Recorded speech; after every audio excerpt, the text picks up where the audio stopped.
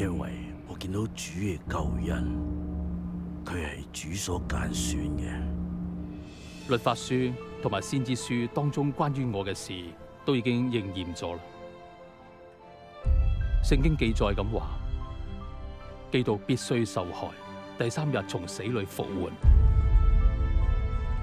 邊有人點着盞燈，有用嘢吸住佢，又或者放喺床下底嘅？應該係放喺燈台上邊，等入嚟嘅人都見到光。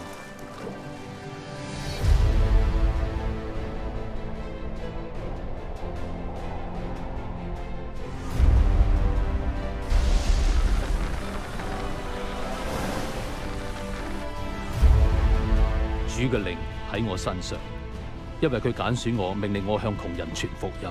你哋又點諗？話我係邊個？你係基督神嘅兒子。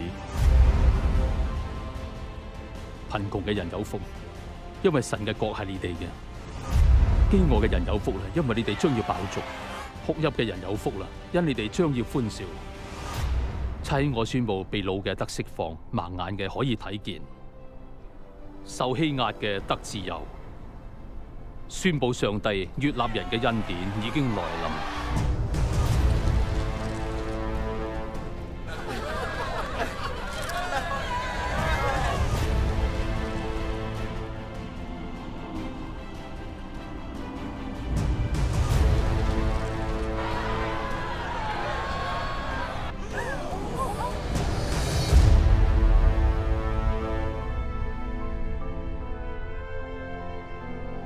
靈魂係無肉無骨嘅，睇下我係有嘅，你哋記得嘛？